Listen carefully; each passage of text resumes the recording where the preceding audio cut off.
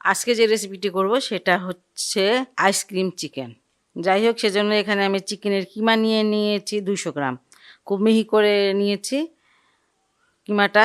আপনারা যেমন সুবিধা সেটা দিয়ে করবেন। কেউ হয়তো ব্লেন্ডার দিয়ে করতে পারেন বা কিমা করার মেশিন দিয়ে করতে পারেন বা হাতে করতে পারেন। হাতেরটা এত মিহি হয় না। যাই হোক, এখানে আমি 1/4 চামচ দিয়ে দিচ্ছি গোলমরিচের গুঁড়া। এটা কালো গোলমরিচের গুঁড়া না, এটা সাদাটা। এখানে দিয়ে দিচ্ছি চিলি ফ্লেক্স, সেটাও 1/4 চামচ হবে। আদা রসুনের পেস্ট দিয়ে দিলাম 1 চামচ।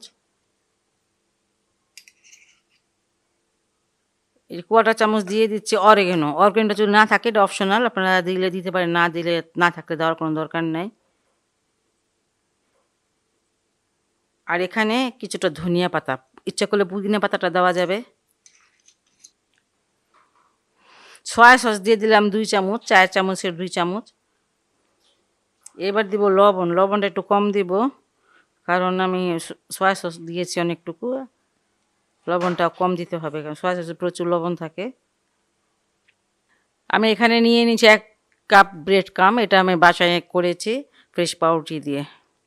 এই ব্রেড ক্রামটা এই চিকেনের কিমার সাথে আস্তে আস্তে করে মিশিয়ে নেব, পুরাটাই লাগবে।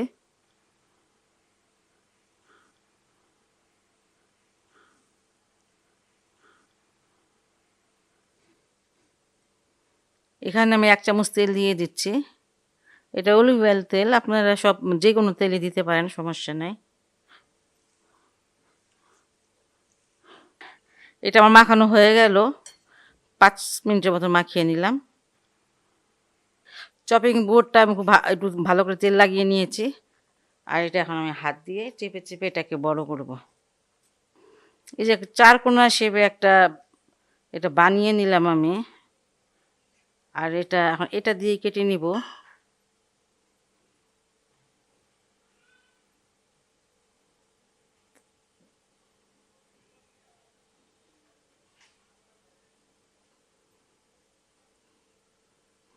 একটু ছোট বড় হইলো, যাই হোক।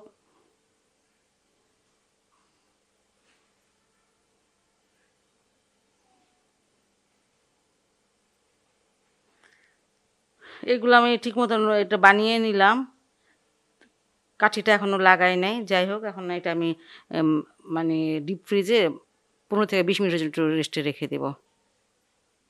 15 মিনিট পর আমি আসলাম। আর এই দেখেন, এই যে কাঠিগুলো, এগুলো কিনতে পাওয়া যায়।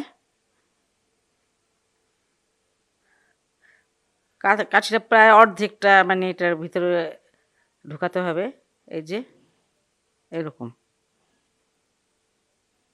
এখানে 2টা ডিম আমি একটু লবণ দিয়ে ফেটে নিয়েছি ভালো করে গুলিয়ে নিয়েছি।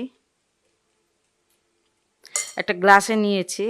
আর এখন এটা আমি এটার ভিতরে দিয়ে দেবো, এই যে এইভাবে। এই যে হয়ে গেল। এবার আমি এটা ব্রেড ক্রামে দিব।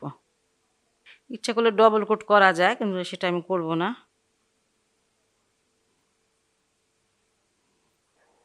আইসক্রিম চিকেনগুলো আমি ভাজতে চলে আসলাম। একটা চুলায় ফ্রাই প্যান দিয়েছি কিছুটা তেল। তেলটা অত বেশি গরম হতে হবে না, তাহলে কিন্তু এটা পুড়ে যাবে।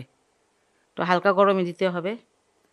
আর এই স্টিকগুলো কিন্তু আমি ভিজিয়ে নিয়েছিলাম, যাতে এই যে স্টিকগুলো ভিজে না যায়, মানে পুড়ে না যায়।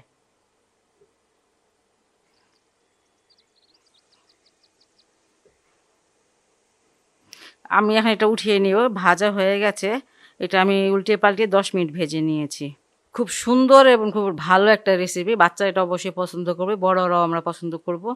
আপনারা বাসায় এটা অবশ্যই ট্রাই করবেন। আর যদি ভালো লাগে আমার রেসিপিটি, তাহলে আমার চ্যানেলকে লাইক, কমেন্ট, সাবস্ক্রাইব করবেন। সবাই ভালো থাকুন, সুস্থ থাকুন, নিরাপদে থাকুন, এই দোয়া করি। আল্লাহ হাফেজ।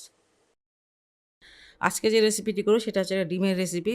ঝটপট করে করা যায় এমন একটা রেসিপি। এখানে আমি একটা প্যান দিয়েছি বেশ কিছুটা তেল। আর এখন দিয়ে দেবো পেঁয়াজ। পেঁয়াজগুলো একটু গোল গোল করে কেটেছি, একটু বড় বড় করে।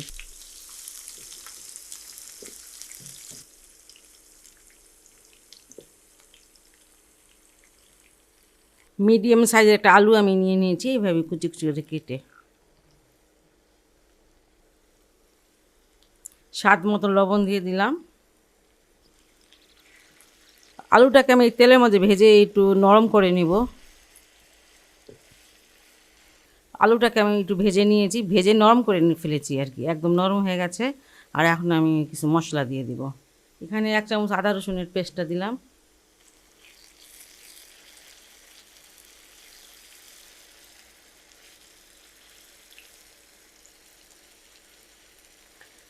আদা রসুনের পেস্ট একটু ভেজে নিলাম। আর এখানে 1 চামচ হলুদের গুঁড়া, 1 চামচ মরিচের গুঁড়া, 1 চামচ ধনিয়ার গুঁড়া আর ভাজা জিরা গুঁড়া সেটাও 1 চামচ, এটা দিয়ে দিলাম।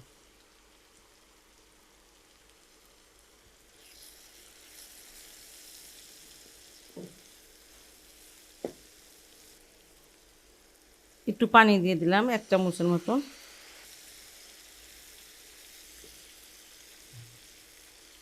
আর এখানে আমি পেঁয়াজ পাতা কিছুটা দিয়ে দিয়েছি।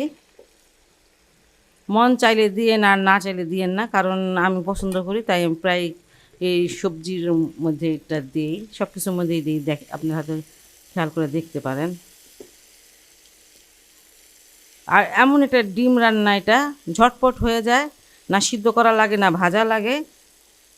আর সবচেয়ে বড় কথা কি, হয়তো ঘরে কিছু এই মুহূর্তে রান্না করতে ইচ্ছা করতেছে না, ঘরে তেমন কিছু নাই, আপনারা এই ডিমটা রান্না করে সকালে নাস্তা বলেন, দুপুরে ভাত বলেন, রাত্রে ওইটা ডিনারেও মানে বলেন খাওয়া যায়, খুব ভালো লাগে আর কি।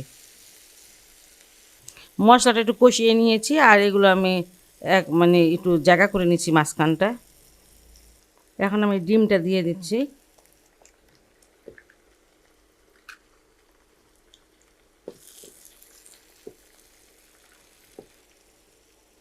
কুসুমগুলো একটু হালকা ভেঙে দিব, এই যে এইভাবে করে সব ভেঙে যাবে।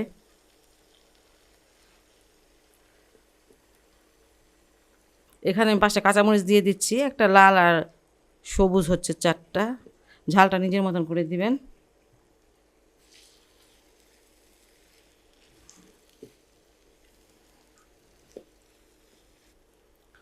কটা চামচ দিয়ে দিচ্ছি গরম মশলা।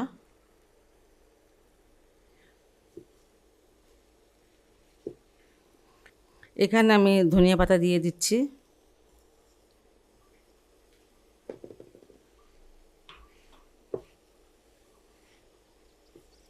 এই তরকারিটা যারা ব্যাচেলার আছে তারা কিন্তু খুব ভালো করে রান্না করে এটা খেতে পারেন, ঝামেলা নাই, তেমন কোনো ঝামেলা নাই, আর খেতেও কিন্তু অসাধারণ মজার। এই তরকারিটা রান্না কিন্তু আমার হয়েই গেল।